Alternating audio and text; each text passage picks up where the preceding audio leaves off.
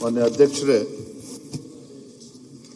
ನಮ್ಮಿಂದ ದೂರವಾಗಿರ್ತಕ್ಕಂಥ ಅನೇಕ ಹಿರಿಯರು, ರಾಜಕೀಯ ಕ್ಷೇತ್ರ ಇರ್ಬೋದು, ಸಂಗೀತ ಕ್ಷೇತ್ರ ಇರ್ಬೋದು, ವಿವಿಧ ಕ್ಷೇತ್ರಗಳಲ್ಲಿ ಸೇವನೆ ಸಲ್ಲಿಸಿರ್ತಕ್ಕಂಥ ಅನೇಕ ಹಿರಿಯರು ನಮ್ಮಿಂದ ಏನು ದೂರ ಆಗಿದ್ದಾರೆ. ಅವರೆಲ್ಲರೂ ಕೂಡ ಸಂತಾಪ ಸೂಚನೆಯನ್ನು ಏನು ತಾವು ಮಂಡಿಸಿದ್ದಕ್ಕೆ ಬೆಂಬಲಿಸ್ತಾ ಏನು ಚಳ್ಳಕೆರೆ ವಿಧಾನಸಭಾ ಕ್ಷೇತ್ರದ ಶಾಸಕರಾಗಿ, ತದನಂತರದಲ್ಲಿ ಹಿರಿಯೂರು ಕ್ಷೇತ್ರವನ್ನು ಕೂಡ ಪ್ರತಿನಿಧಿಸಿದಂಥ ಸುಧಾಕರ್ ಅವರು, ಹಿಂದೆ ನಮ್ಮ ಬಿಜೆಪಿ ಸರ್ಕಾರ ಇದ್ದಾಗ ಸನ್ಮಾನ್ಯ ಯಡಿಯೂರಪ್ಪನವರ ಒಂದು ಕ್ಯಾಬಿನೆಟ್ ಅಲ್ಲೂ ಕೂಡ ಸಚಿವರಾಗಿ ಸೇವನೆ ಸಲ್ಲಿಸಿರ್ತಕ್ಕಂಥ ಒಬ್ಬ ಪ್ರಾಮಾಣಿಕ ರಾಜಕಾರಣಿ. ಅವರಿವತ್ತು ನಮ್ಮಿಂದ ದೂರ ಆಗಿರ್ತಕ್ಕಂಥದ್ದು ನಿಜವಾಗ್ಲೂ ಕೂಡ ತುಂಬಲಾರದ ನಷ್ಟ ಅನ್ನುವ ಮಾತನ್ನ ಸಂದರ್ಭದಲ್ಲಿ ಹೇಳ್ತಾ, ಅದೇ ರೀತಿ ವೆಂಕಟರಮಣಪ್ಪನವರು ಕೂಡ ಪಾವಗಡ ವಿಧಾನಸಭಾ ಕ್ಷೇತ್ರದಲ್ಲಿ ಪ್ರತಿನಿಧಿಸಿ ಹಿಂದೆ ನಮ್ಮ ಸರ್ಕಾರದಲ್ಲೂ ಕೂಡ, ಹಿಂದಿನ ಬಿಜೆಪಿ ಸರ್ಕಾರದಲ್ಲೂ ಕೂಡ ಸಚಿವರಾಗಿ ಶೋಷಿತ ಪೀಡಿತ ಸಮುದಾಯಗಳ ಧ್ವನಿಯಾಗಿ ಸೇವೆಯನ್ನು ಸಲ್ಲಿಸಿರ್ತಕ್ಕಂಥ ಹಿರಿಯರು, ಅವರು ಕೂಡ ಇವತ್ತು ನಮ್ಮ ಮಧ್ಯೆ ಇಲ್ಲ ಅಂತಕ್ಕಂಥದ್ದು ತುಂಬ ನೋವು ತರ್ತಕ್ಕಂಥ ಸಂಗತಿ. ಮಾನ್ಯ ಶ್ರೀ ರಾಮಚಂದ್ರೇಗೌಡರು 5 ಬಾರಿ ವಿಧಾನ ಪರಿಷತ್ ಸದಸ್ಯರಾಗಿ, ಅದಕ್ಕಿಂತ ಮುಖ್ಯವಾಗಿ ಸನ್ಮಾನ್ಯ BS ಯಡಿಯೂರಪ್ಪನವರಿಗೆ ಒಂದು ಬಲಗೈ ಬಂಟ ಅಂತ ಹೇಳಿದ್ರು ಕೂಡ ತಪ್ಪಾಗಲಾರದು. ಎಲ್ಲ ಕಷ್ಟಕರ ಸಂದರ್ಭದಲ್ಲೂ ಕೂಡ ಸನ್ಮಾನ್ಯ ಯಡಿಯೂರಪ್ಪನವರಿಗೆ ಯಾವತ್ತೂ ಕೂಡ ಧ್ವನಿಯಾಗಿ ಮತ್ತು ಭಾರತೀಯ ಜನತಾ ಪಾರ್ಟಿ ಸಂಘಟನೆಗೆ ಶಕ್ತಿಯನ್ನು ತುಂಬಿರ್ತಕ್ಕಂಥ ಒಬ್ಬ ಹಿರಿಯ ಮುತ್ಸದಿ ಮತ್ತು ಒಬ್ಬ ಸಜ್ಜನ ರಾಜಕಾರಣಿ ಅಂತ ಹೇಳೋದಕ್ಕೆ ನಾನು ಬಯಸ್ತೇನೆ. ವಿಶೇಷವಾಗಿ ರಾಮಚಂದ್ರೇಗೌಡರ ಬಗ್ಗೆ ಹೇಳೋದಾದ್ರೆ, ಮಂಡ್ಯ ಜಿಲ್ಲೆ ಉಸ್ತುವಾರಿ ಸಚಿವರಾಗಿದ್ದಾಗ ಏನು ಮೈಸೂರು ಸಕ್ಕರೆ ಕಾರ್ಖಾನೆ ಅದನ್ನ ಮುಚ್ಚಿರ್ತಕ್ಕಂಥ ಕಾರ್ಖಾನೆಯನ್ನ ಪುನರಾರಂಭಿಸಿರ್ತಕ್ಕಂಥ ಕೀರ್ತಿ ಸನ್ಮಾನ್ಯ ರಾಮಚಂದ್ರೇಗೌಡರಿಗೆ ಸಲ್ತದೆ. ಅಷ್ಟೇ ಅಲ್ಲ ಮಾನ್ಯ ಅಧ್ಯಕ್ಷರೇ, ಕಬ್ಬು ಬೆಳೆಗಾರ ರೈತರು ಮೃತಪಟ್ಟಂತ ಸಂದರ್ಭದಲ್ಲಿ 10,000 ಪರಿಹಾರ ಧನ ನೀಡುವ ಒಂದು ನೂತನ ಯೋಜನೆಯನ್ನು ಕೂಡ ಕೊಟ್ಟಂತವರು ಸನ್ಮಾನ್ಯ ರಾಮಚಂದ್ರೇಗೌಡರು.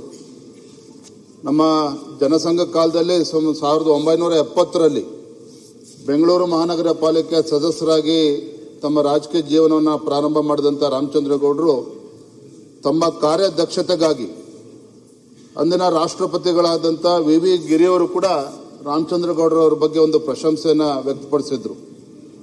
ಇತರ ಮಕ್ಕಳ ಸ್ನೇಹಿ ಶಾಸಕ ಪುರಸ್ಕಾರವೂ ಕೂಡ ಸನ್ಮಾನ್ಯ ರಾಮಚಂದ್ರೇಗೌಡರಿಗೆ ಸಲ್ಲಿತ್ತು.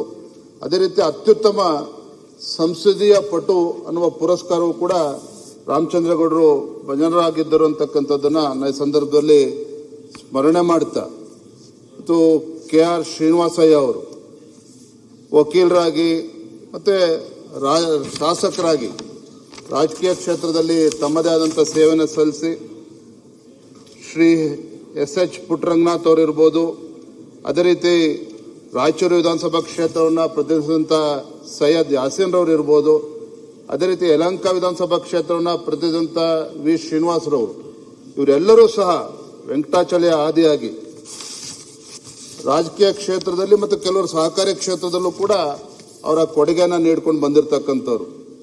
ಈ ಸಂದರ್ಭದಲ್ಲಿ ನಮ್ಮ HM ಚಂದ್ರಶೇಖರಪ್ಪನವರು ಶಿವಮೊಗ್ಗ ನಗರಸಭಾ ಅಧ್ಯಕ್ಷರಾಗೂ ಕೂಡ ಅವರು ಸೇವೆಯನ್ನು ಸಲ್ಲಿಸಿದ್ರು. ಒಬ್ಬ ಸಜ್ಜನ, ಒಬ್ಬ ಪ್ರಾಮಾಣಿಕ ರಾಜಕಾರಣಿ. ಶಿವಮೊಗ್ಗ ವಿಧಾನಸಭಾ ಕ್ಷೇತ್ರದ ಶಾಸಕರಾಗೂ ಕೂಡ ಸೇವೆಯನ್ನು ಸಲ್ಲಿಸಿದಂಥ ಚಂದ್ರಶೇಖರಪ್ಪನವರು ಕೂಡ ಇವತ್ತು ನಮ್ಮಿಂದ ದೂರ ಆಗಿದ್ದಾರೆ. ಅದೇ ರೀತಿ H ಹನುಮಂತಪ್ಪನವರು ಅವರು ಇರ್ಬೋದು, ಅದೇ ರೀತಿ S ಕೃಷ್ಣಪ್ಪನವರು ಇರ್ಬೋದು, ಬನ್ನೂರು ವಿಧಾನಸಭಾ ಕ್ಷೇತ್ರದಿಂದ ಶಾಸಕರಾಗಿದ್ದಂಥವ್ರು, ಅವರು ಕೂಡ ನಮ್ಮಿಂದ ಇವತ್ತು ದೂರ ಆಗಿದ್ದಾರೆ. ವಿಶೇಷವಾಗಿ ಇವತ್ತು ಗಾನ ಕೋಗಿಲೆ ಅಂತ ಹೇಳಿ ಖ್ಯಾತಿ ಪಡೆದಂಥ ಶ್ರೀಮತಿ S ಜಾನಕಿ ಅವರು ಇರ್ಬೋದು, ಅದೇ ರೀತಿ ಶ್ರೀಮತಿ ಆಶಾ ಭೋಸ್ಲೆ ಇರ್ಬೋದು. ಇವತ್ತು ಇಬ್ಬರು ಕೂಡ ನಮ್ಮಿಂದ ದೂರ ಆಗಿರ್ಬೋದು, ಆದರೂ ಕೂಡ ಅವರ ಧ್ವನಿಗಳಿರ್ಬೋದು, ಅವರ ಹಾಡುಗಳಿರ್ಬೋದು, ಯಾವತ್ತೂ ಕೂಡ ಎಲ್ಲಿಯವರೆಗೂ ಸೂರ್ಯಚಂದ್ರ ಇರ್ತೋ ಅಲ್ಲಿಗೂ ಕೂಡ ಅವರ ಹೆಸರುಗಳು ಅಜರಾಮರವಾಗಿರ್ತದೆ ಅನ್ನೋದನ್ನ ನಾನು ಈ ಸಂದರ್ಭದಲ್ಲಿ ಸ್ಮರಿಸ್ತಾ, ಶ್ರೀಮತಿ ಚೆನ್ನಮ್ಮನವ್ರ ಬಗ್ಗೆ ಇವತ್ತು ಮುಖ್ಯಮಂತ್ರಿಗಳಾದಿಯಾಗಿ ಎಲ್ಲರೂ ಕೂಡ ಪ್ರಸ್ತಾಪವನ್ನು ಮಾಡಿದ್ದಾರೆ. ಮೊನ್ನೆ ಮುಖ್ಯಮಂತ್ರಿಗಳು ಕೂಡ ಒಂದು ಮಾತನ್ನು ಹೇಳಿದ್ರು, there is a women behind every successful man ಅನ್ನೋದ್ರ ಬಗ್ಗೆ. ಆ ರೀತಿ ಚೆನ್ನಮ್ಮನವರು ಇವತ್ತು ಸನ್ಮಾನ್ಯ ಮಾಜಿ ಪ್ರಧಾನಮಂತ್ರಿಗಳಾಗಿರುವಂತಹ ದೇವೇಗೌಡರಿಗೆ ಒಂದು ಶಕ್ತಿಯನ್ನು ತುಂಬಿದಷ್ಟೇ ಅಲ್ಲ, ಇಡೀ ಕುಟುಂಬಕ್ಕೆ ಒಂದು ಶಕ್ತಿಯನ್ನು ತುಂಬು ನಾನು ಕೂಡ ಏನು ಅವರ ಅಂತ್ಯ ಸಂಸ್ಕಾರಕ್ಕೆ ನಾನು ಕೂಡ ಹೋಗಿದ್ದೆ. ಲಕ್ಷಾಂತರ ಜನರು ಅಲ್ಲಿ ಅಂತಿಮ ಸಂಸ್ಕಾರಕ್ಕೆ ಬಂದದಂತ ನೋಡಿದ್ರೆ ನಿಜವಾಗ್ಲೂ ಕೂಡ ಚೆನ್ನಮ್ಮನವರು ರಾಜಕೀಯ ಕ್ಷೇತ್ರದಲ್ಲಿ ಇಲ್ಲದೆ ಹೋದ್ರು ಕೂಡ ಎಷ್ಟು ಅಪಾರ ಜನಬೆಂಬಲವನ್ನು ಗಳಿಸಿದ್ರು, ಪ್ರೀತಿಯನ್ನು ಗಳಿಸಿದ್ರು ಅನ್ನೋದು ಕೂಡ ಅದರಲ್ಲಿ ಸ್ಪಷ್ಟ ಆಗ್ತಾ ಇತ್ತು. ಹಾಗಾಗಿ ಇಂಥ ಎಲ್ಲ ಹಿರಿಯರು ಇವತ್ತು ಅನೇಕ ಶಾಸಕರುಗಳು ಮತ್ತು ಸಂಗೀತ ಕ್ಷೇತ್ರದಲ್ಲಿ ಸಾಧನೆ ಮಾಡಿರ್ತಕ್ಕಂಥ ಅನೇಕ ಹಿರಿಯರು ಇವತ್ತು ನಮ್ಮ ಮಧ್ಯೆ ಇಲ್ಲ. ಇವತ್ತು ಅವರೆಲ್ಲರ ಒಂದು ಆತ್ಮಕ್ಕೆ ಚಿರಶಾಂತಿಯನ್ನು ಬಯಸ್ತಾ ಅಗಲಿಕೆಯ ನೋವನ್ನು ತಡಿತಕ್ಕಂಥ ಶಕ್ತಿ ಆ ಕುಟುಂಬಗಳಿಗೆ ಅವರ ಎಲ್ಲರಿಗೂ ಕೂಡ ಒದಗಲಿ ಅನ್ನೋ ಮಾತನ್ನ ಸಂದರ್ಭ ಹೇಳ್ತಾ ನನ್ನ ಮಾತುಗಳಿಗೆ ಮುಗಿಸ್ತೇನೆ. ನಮಸ್ಕಾರ. ಚನ್ನಬಸಪ್ಪ ಅಧ್ಯಕ್ಷರೇ, ಈ ಕಡೆ ಸ್ವಲ್ಪ